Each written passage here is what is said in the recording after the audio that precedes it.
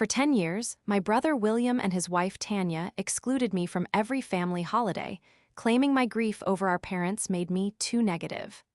I rebuilt my life in silence, buying a luxury mountain estate. Now, they want the keys. Before we continue today's story, we have an urgent announcement to make. Due to technical issues, we are pivoting towards another channel.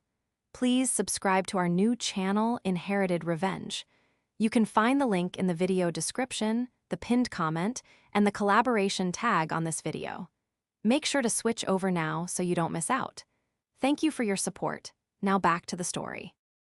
The betrayal didn't happen with a shout or a scream. It happened in the quiet hum of a hospital room, illuminated only by the sterile glow of monitors and the notification light on my phone. I was lying in a hospital bed, recovering from a severe bout of pneumonia that had nearly turned into sepsis. I had been there for 4 days. My chest felt like it was filled with broken glass every time I inhaled, and my body was so weak that lifting a spoon of gelatin felt like a workout. I was vulnerable, scared, and honestly, just waiting for someone to walk through the door. My phone buzzed on the tray table. I reached for it, my hand trembling slightly from the IV drip in my arm. I expected a text from my brother, William. I had texted him 2 days ago telling him I was admitted. I expected something. A get well soon.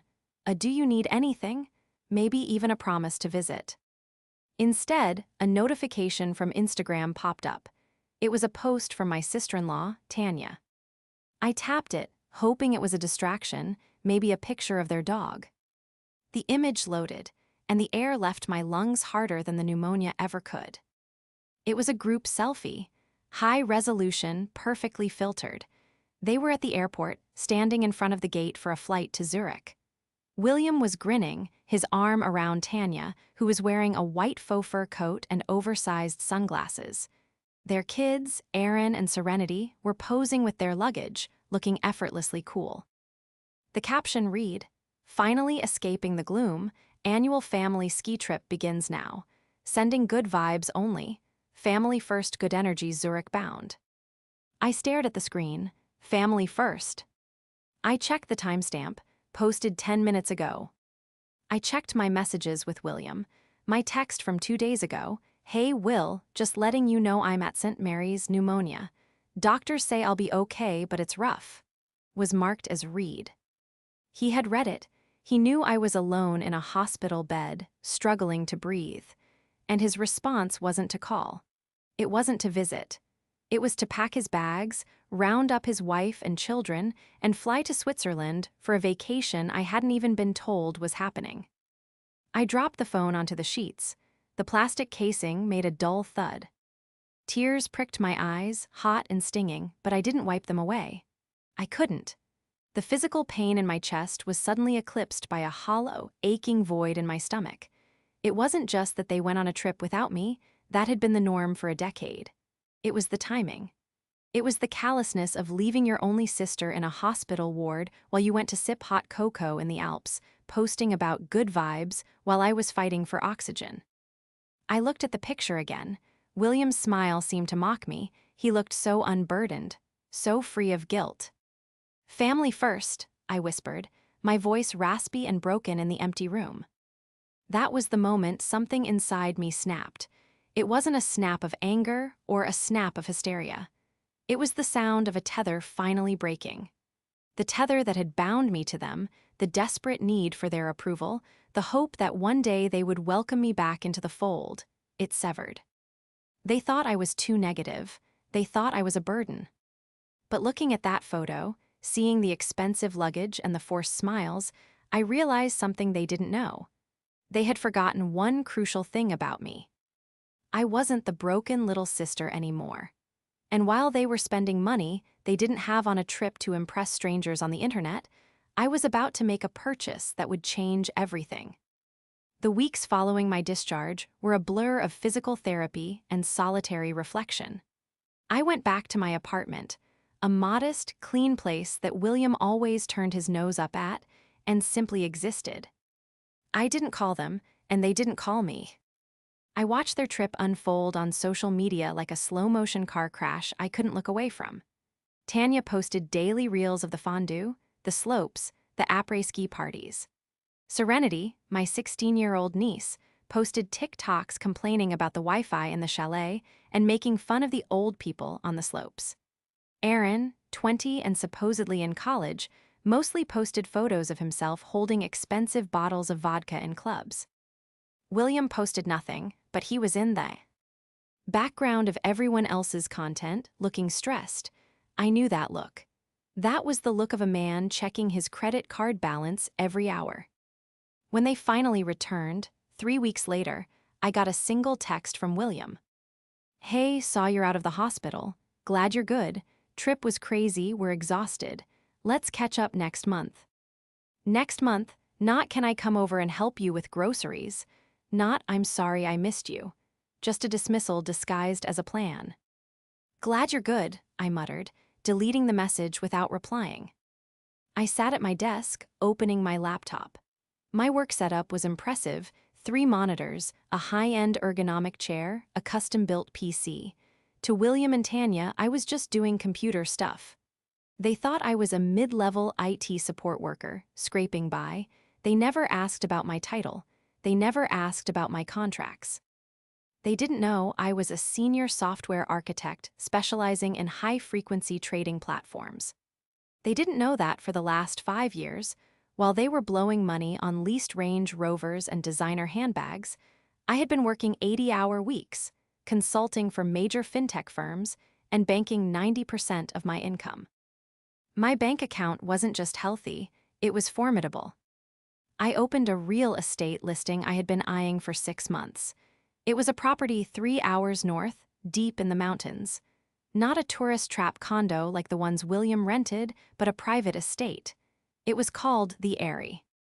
It sat on 20 acres of private forest, backing right up to a national park. The house itself was a masterpiece of timber and glass, a modern A-frame with floor-to-ceiling windows overlooking a private lake and the peaks beyond. It had a heated wraparound deck, a chef's kitchen, a sauna, and a detached guesthouse. It was listed for a price that would make William choke on his scotch. I had toured it privately just before I got sick. The realtor, a kind woman named Sarah, had told me there was another offer coming in, but the sellers preferred a cash buyer who wouldn't tear it down to build a resort. I looked at the photos on the screen.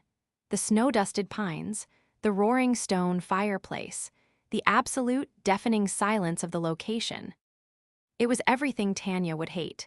No cell service unless you stood in one specific spot. No clubs nearby, no audience. It was perfect. I picked up my phone and dialed Sarah. "Mila," she answered, sounding surprised. "I heard you were unwell." "I'm recovering," I said, my voice stronger than it had been in weeks. "Sarah, is the Eyrie still available?" "It is, but the other buyers are pushing hard. They want to subdivide the land." "I'm buying it," I said. "Okay," she said, shifting into professional mode. "We can look at financing options if—" "No financing," I interrupted. "Cash, full ask. I can wire the deposit today and close as soon as the title work is done." There was a long silence on the other end.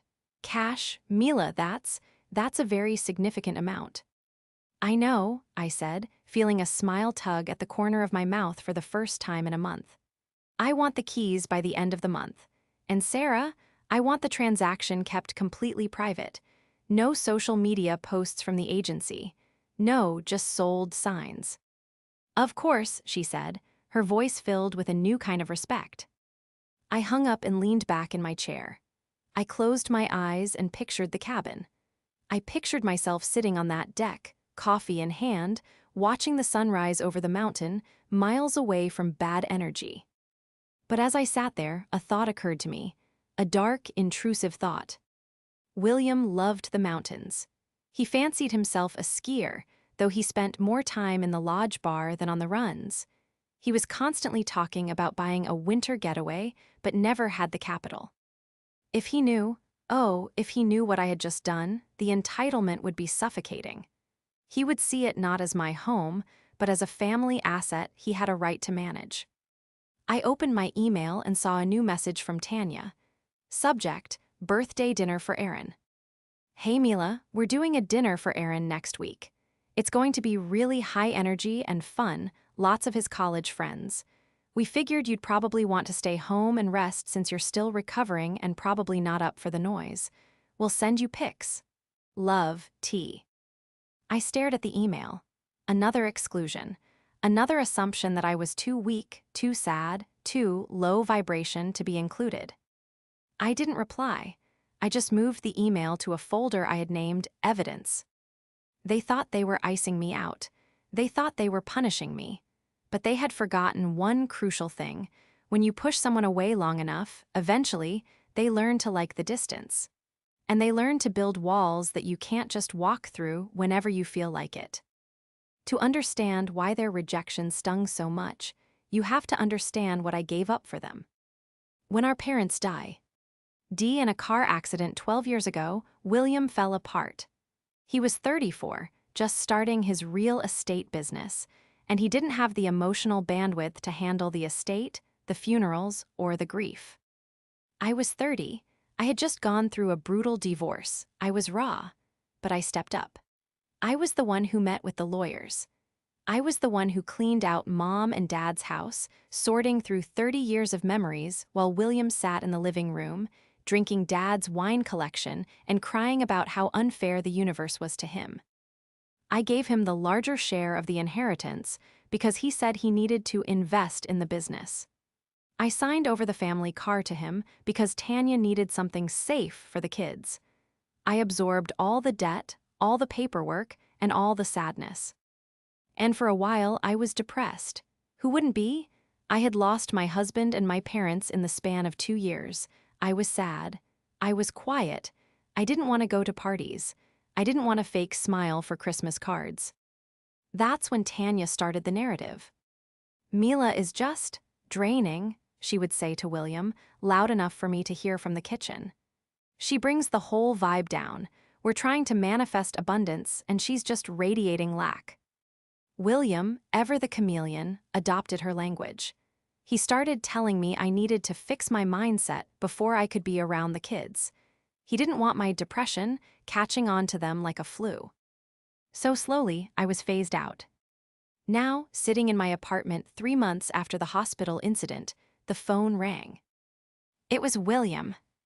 I hesitated. I was technically the owner of the Aerie now. I had spent the last 4 weekends up there, moving in furniture, stocking the pantry, and setting up a high-speed satellite internet connection. It was my sanctuary. I hadn't told a soul.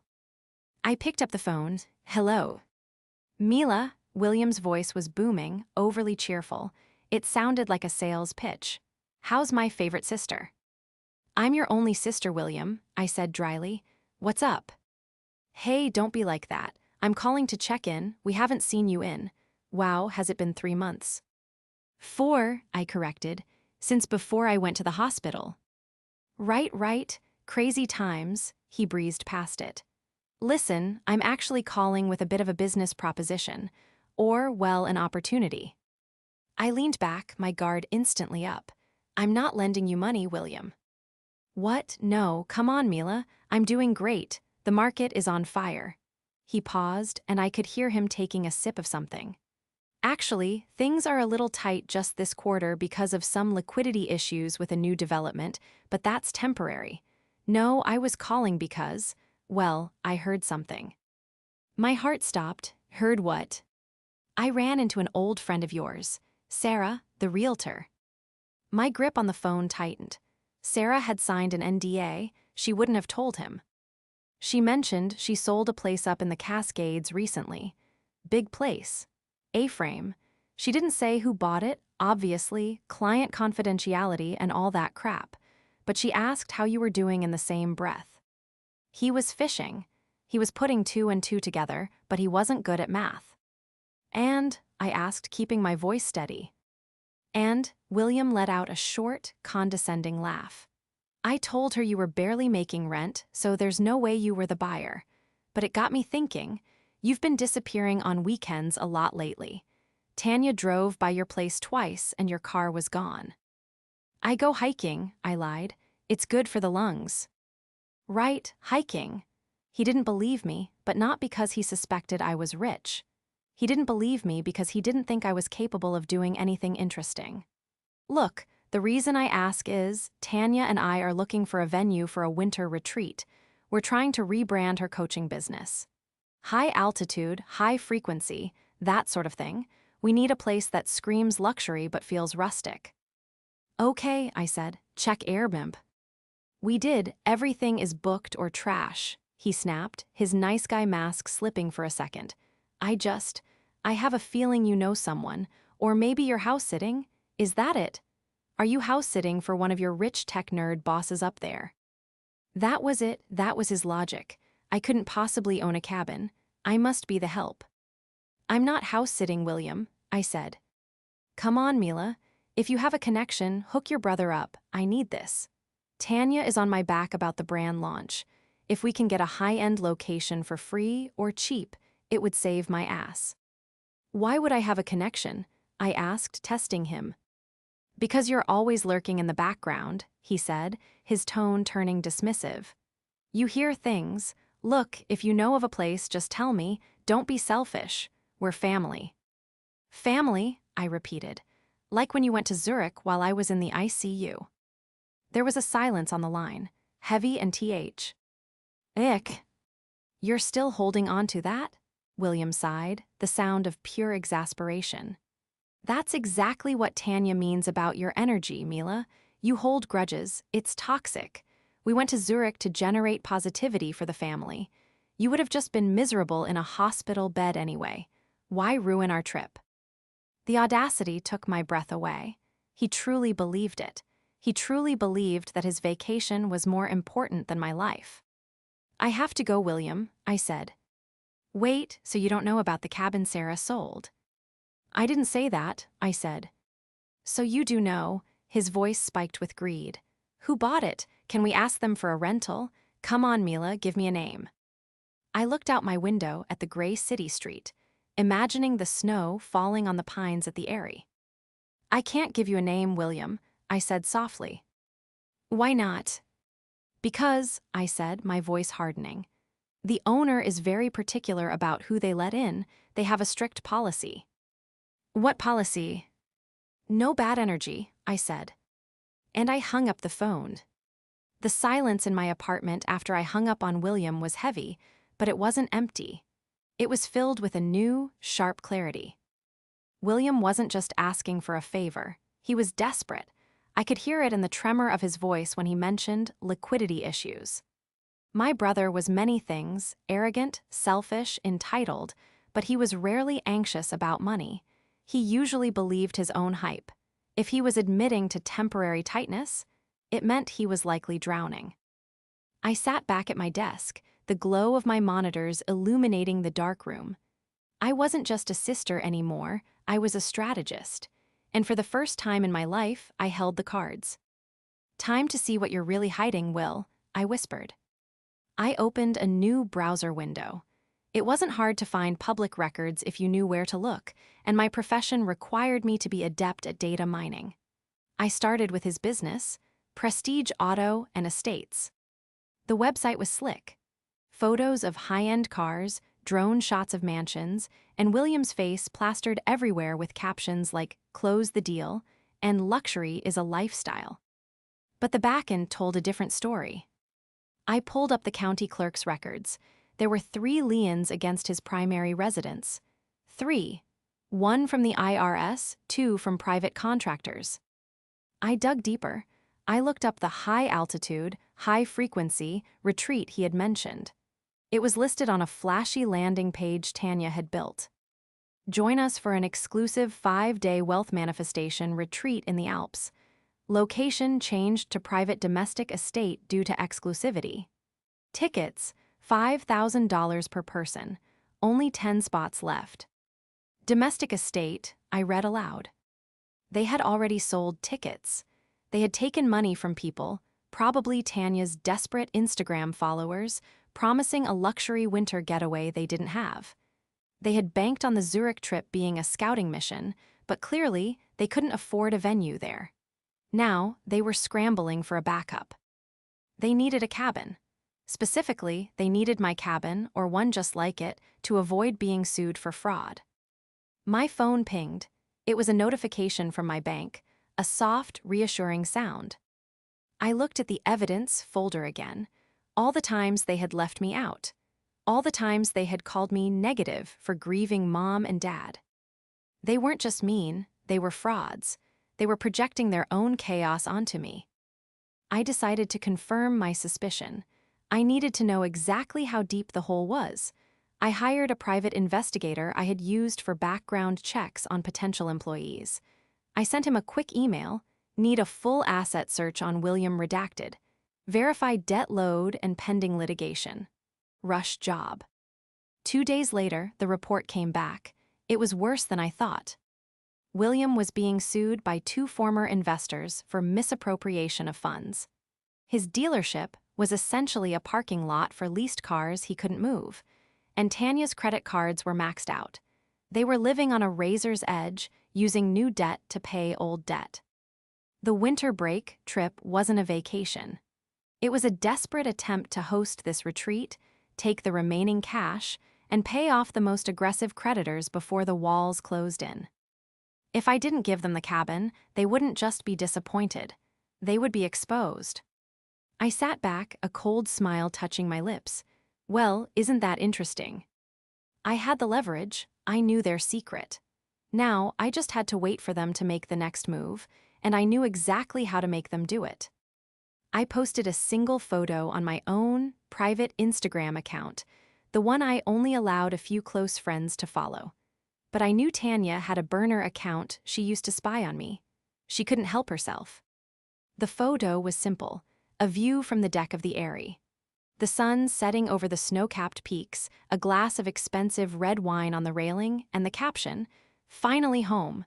The air is just cleaner up her." I didn't tag the location. I didn't tag anyone.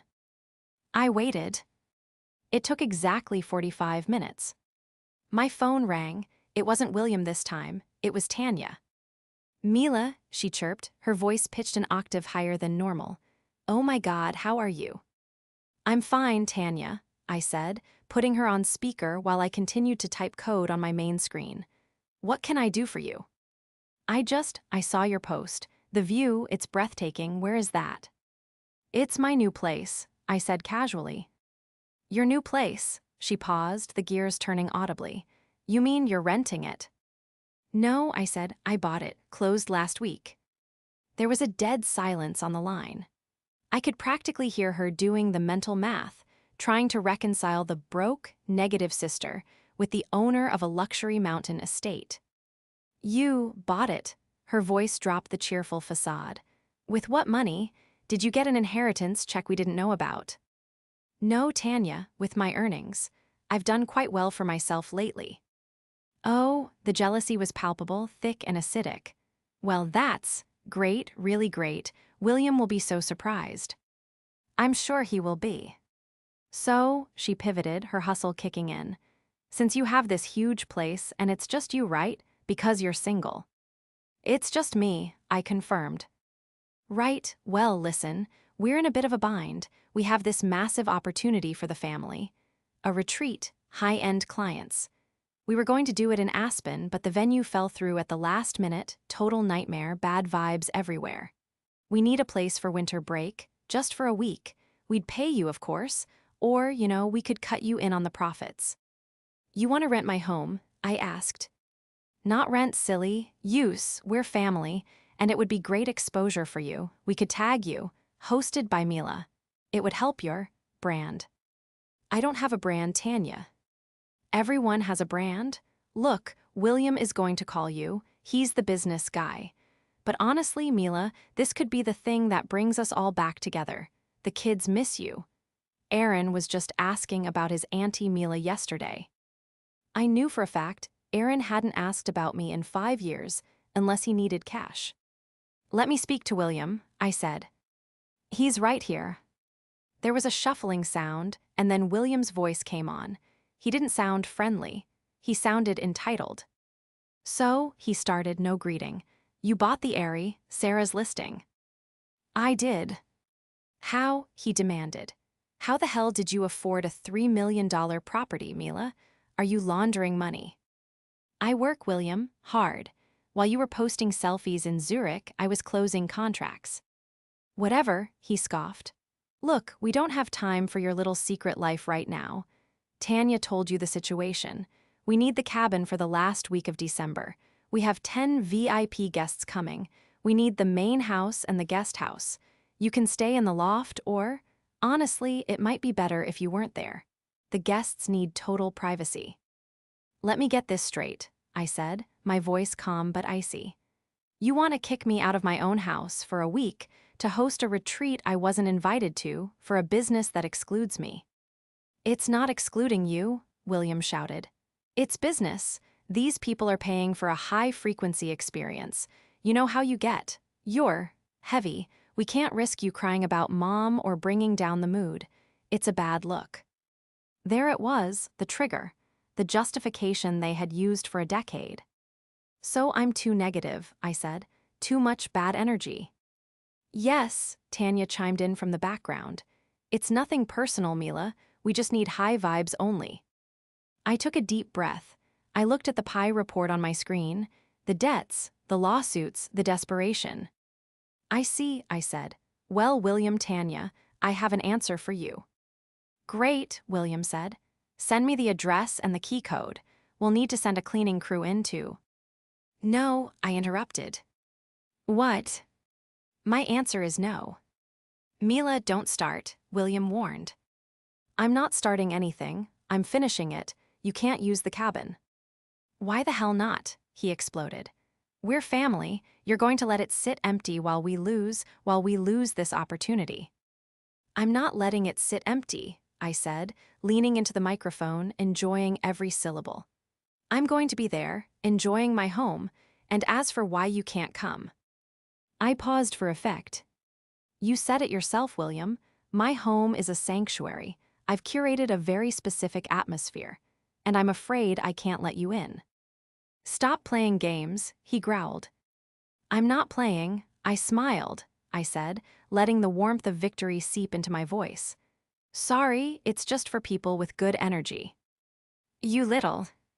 And frankly, I continued, cutting him off, people who lie to investors about owning a private domestic estate to sell tickets for a retreat they can't afford. That's very bad energy, William. Very low vibration. The line went dead silent. The silence lasted for about 10 seconds. Then, the explosion happened. How do you know about that? William hissed, his voice dropping to a dangerous whisper. I know everything, Will, I said. I know about the liens. I know about the lawsuits from the investors in your luxury condo development that never broke ground. I know Tanya's credit score is lower than her shoe size. I know you sold tickets to this retreat promising a venue you didn't have. You've been spying on us, Tanya screeched in the background. She's a stalker. I told you she was toxic. I did a public records search, I said. It's not stalking, it's due diligence. Something you should have done before you spent 50 grand on a Swiss vacation you couldn't afford. Listen to me, William said, his voice shaking with a mix of rage and panic. You don't understand business.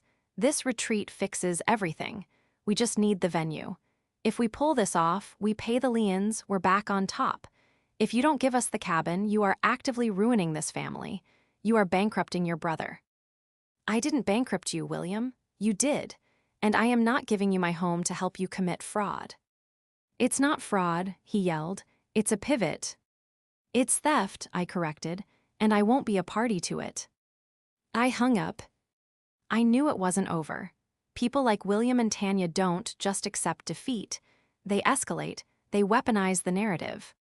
Within an hour, my phone started blowing up. Not from them, but from our extended family. Cousins I hadn't spoken to in years were texting me. Mila, why are you doing this to Will? He says you're holding his business hostage. Auntie Mila, Dad is crying. He says we're going to lose our house because of you. Please just let us use the cabin. That was from Serenity, my 16-year-old niece. They were using the kids. Of course they were. Then came the public shaming. Tanya went live on Instagram. I watched from my anonymous account. She was crying, mascara running down her face, perfectly staged. "Guys," she sobbed into the camera. "I don't usually do this, but the enemy is attacking us so hard right now. We have this amazing retreat planned, and a family member, someone we trusted, someone we've tried to help for years, is sabotaging us out of pure jealousy.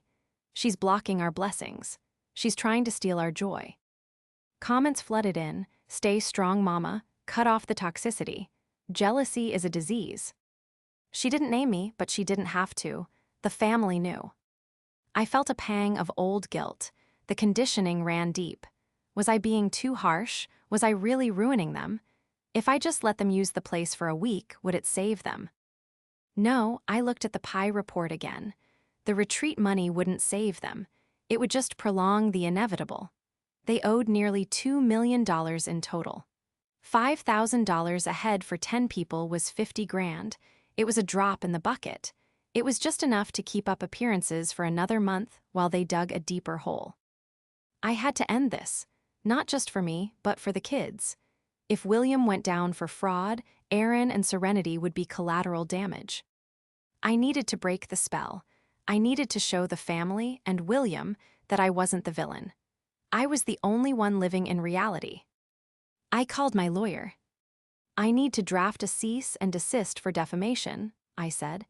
"And I need you to prepare a file for the State Attorney General's Consumer Protection Division. I'm not filing it yet, but I want it ready." "For who?" my lawyer asked. "My brother," I said. 2 days later, William showed up at my apartment building. I wasn't there.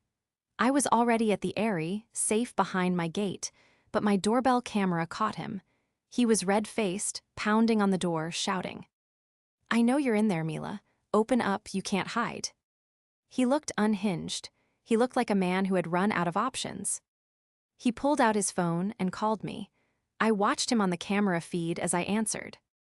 "You're not at the apartment," he said, breathing hard. "No, I'm at my home." "I'm coming up there," he threatened. "I know where it is. I'll break the damn gate down. If you set foot on my property, William, I will have you arrested for trespassing. And then I will send the file I have on your business to the investors you're ripping off." "You wouldn't." "Try me. I'm not the negative little sister anymore. I'm the one holding the deed, and I'm the one holding the evidence." He stopped pounding on the door. He looked at the camera, his eyes wild. "You think you're better than us," he spat. "No, William," I said, my voice heavy with a sadness I couldn't quite hide. "I just think I'm honest, and that's something you haven't been in a long time." "We'll see," he said. "Mom and Dad would be ashamed of you." "Mom and Dad left you everything," I reminded him, "and you squandered it. Don't bring them into this." He stormed. "D off." I thought that was the end of it. I thought he would retreat, lick his wounds, and maybe cancel the event. I was wrong. He did the unthinkable. He sent the invites out anyway, with my address on them. I found out when a catering van pulled up to my gate 3 days before Christmas. The driver buzzed the intercom. "Delivery for the Prestige Retreat. I have 20 cases of champagne." My blood ran cold. He was going to force a confrontation. He was going to show up with the guests, with the food, with the vibes, and dare me to turn them away at the gate. He was banking on my embarrassment. He was banking on me being too weak to cause a scene in front of strangers. He had forgotten I wasn't weak. I was prepared. "Turn around," I told the driver. "There is no retreat here." "But the order is paid for." "Then keep the champagne, but you're not coming in." I hung up and dialed William. He didn't answer. "Okay," I said to the empty room. "You want a show? Let's give them a show."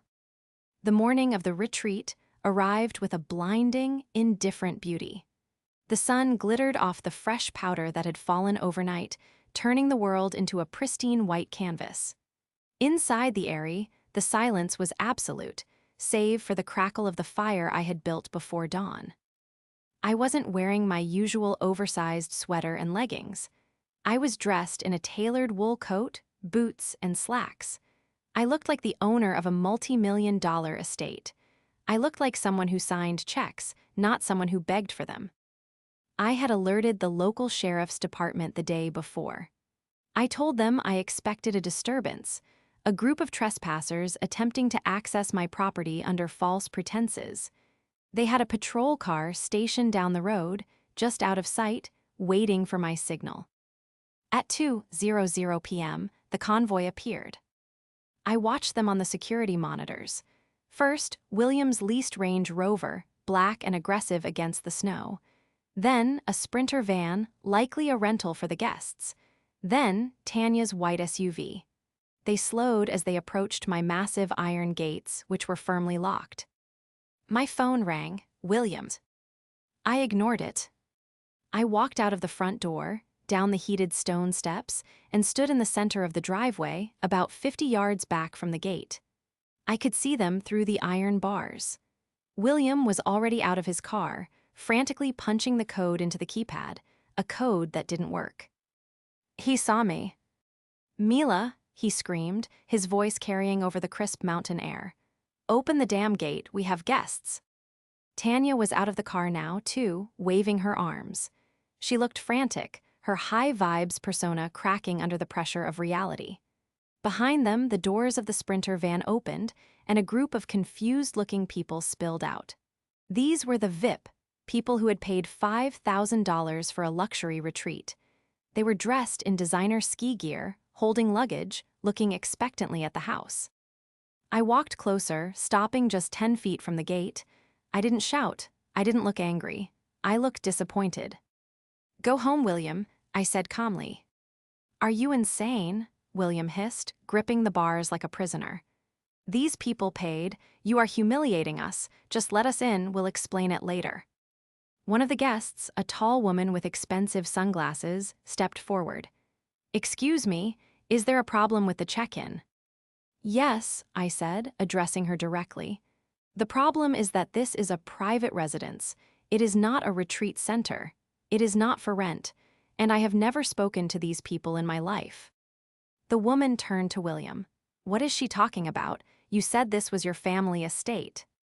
"It is," William lied, sweat beading on his forehead despite the freezing temperature. She's the caretaker. She's having a breakdown. I told you, family drama. Just give me a second to handle her." He turned back to me, his eyes pleading, desperate, manic. "Mila, please, don't do this. I will give you anything. I will sign over the car. I will. I'll make you a partner. Just open the gate." "I don't want your car, William. It's leased. I don't want to be your partner. Your business is insolvent." "Shut up," Tanya shrieked, rushing the gate. "Don't you dare ruin this for us. You jealous, bitter witch. You've always wanted to see us fail." "I didn't want you to fail," I said, my voice rising just enough to cut through her hysteria. "I wanted you to be honest, but you can't do it." I pulled a manila envelope from inside my coat. I held it up. "This," I said, "is a cease and desist order. And this," I pulled out a thicker stack of papers, "is a copy of the lien filings against Prestige Auto, the bankruptcy petition you drafted but haven't filed yet, and the proof that you have taken $50,000 from these people for a venue you do not own." The guests gasped. The tall woman looked at William, her expression shifting from confusion to "Oh, fury." "Is that true?" she demanded. No, William stammered, backing away from the gate. "She's lying, she's mentally ill, we own this place, it's in a trust." "Show them the deed, William," I challenged. "Or show them the rental agreement, show them anything." He froze, he had nothing.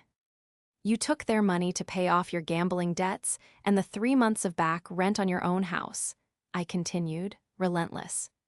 "You dragged our family, your children, and these innocent people up a mountain in the middle of winter to a house you have no right to enter, because you thought I would be too weak to stop you." I looked past him to the back seat of the Range Rover. I saw Aaron and Serenity. They weren't looking at their phones. They were staring at their father, their faces pale, their eyes wide with a sudden, horrifying understanding. They were seeing the man behind the curtain for the first time. "I called the sheriff," I said softly. "They are 2 minutes away. If you leave now, you might be able to refund these people before they press charges, but you are not coming in here." William stared at me. The arrogance was gone. The entitlement was gone. All that was left was a small, frightened man who realized his house of cards had finally collapsed. "You're dead to me," he whispered, his voice shaking. "You hear me, you have no family." "I know," I said. "You made sure of that years ago." The sound of a siren cut through the air. William flinched. He looked at the guests, who were now shouting, demanding their money back, taking photos of his license plate. He looked at Tanya, who was sobbing into her hands. He looked at his kids, who refused to meet his eyes. He got back in the car. "Get in," he screamed at Tanya. They scrambled into the vehicle, tires spinning on the ice as they peeled away, leaving the confused guests and the Sprinter van driver standing at my gate. I pressed the button on my remote. The heavy iron gate swung open. The guests looked at me wary. "You can't stay," I said gently, "but you can come into the courtyard to wait for the sheriff. He'll need your statements." The tall woman looked at me, then at the retreating Range Rover. "He said you were the negative one." I smiled, a sad, tired smile. "He says a lot of things." The fallout was swift, brutal, and entirely public. The high-frequency retreat became a local news scandal. The guests, armed with the sheriff's report and my statement, filed a class-action lawsuit for fraud. It triggered a domino effect. The investors William had been dodging came out of the woodwork. The IRS got involved. Within 3 months, Prestige Auto and Estates was dissolved. William and Tanya filed for Chapter 7 bankruptcy. They lost the house, the cars, the club memberships, everything that defined them. I didn't gloat, I didn't post about it. I watched it happen from a distance, feeling a strange mix of relief and sorrow. It didn't have to be this way, but they had chosen the lie over the truth every single time. I stayed at the Eyrie through the winter. The solitude was healing. I learned to chop wood. I learned to identify bird calls. I learned that silence wasn't empty, it was full of peace. One afternoon in March, as the snow was beginning to melt, my gate buzzer rang. I checked the monitor. It was an old sedan, rusted at the wheel wells. Serenity got out of the passenger side. She looked different. No makeup, no designer clothes. She was wearing a simple puffer jacket and jeans. I buzzed her in. I met her on the porch with 2 mugs of hot chocolate. She looked at me, her eyes red-rimmed. "Dad said not to come," she said, her voice small. "I figured," I said. "He says you ruined us." "Do you believe that?" She looked out at the lake, shivering slightly. "No, I saw his face at the gate, Aunt Mila. He was scared. He knew he was lying." She took a breath. "We're living in a 2-bedroom apartment in the city now. Mom is working at a retail store. Dad just sits on the couch." She turned to me, tears spilling over. "Why did they do it? Why didn't they just tell us we were broke?" "Because they were afraid," I said. "They were afraid that without the money, they weren't worth anything. They thought the good energy came from the things they bought, not the people they were." I handed her the mug. "I have a guest room," I said. "In the loft, it has a view of the sunrise, it's quiet. If you need a break, if you need to study for finals, it's yours." Serenity looked at me, shocked. "But, Dad said you hate us. He said we have bad energy." "I don't hate you, Serenity. I hate the lie. But you—" I reached out and brushed a stray hair from her face. "You're not the lie, you're just a kid who got caught in it." She started to cry then, really cry, the kind of sobbing that shakes your whole body. I pulled her into a hug. It was the first time I had hugged my niece in 10 years. She stay. Ed for the weekend, then she stayed for spring break. Eventually, Aaron came too. He was angrier, more defensive, but he needed a place to crash, and I gave him chores. I made him chop wood. I made him help me fix the deck. I showed him that work, real, physical work, felt better than pretending to be rich. I never reconciled with William and Tanya. They were too far gone, too consumed by their own narrative of victimhood. To this day, they tell anyone who will listen that I stole their inheritance and sabotaged their business. But it doesn't bother me anymore. I sit on my deck at the Eyrie, watching the sun dip below the mountains, painting the sky in hues of violet and gold. The air is crisp and clean. My phone is silent. My brother wanted a retreat for people with good energy. He wanted a place where the vibes were high and the world couldn't touch him. He was right about one thing: this place is special. But he was wrong about the source. Good energy isn't something you can buy or manifest or fake with a filter. It's what's left when you stop lying. It's the peace that comes when you have nothing to hide. I took a sip of my wine and smiled at the empty, beautiful horizon. "Sorry, William," I whispered to the wind. "Strictly high vibes only."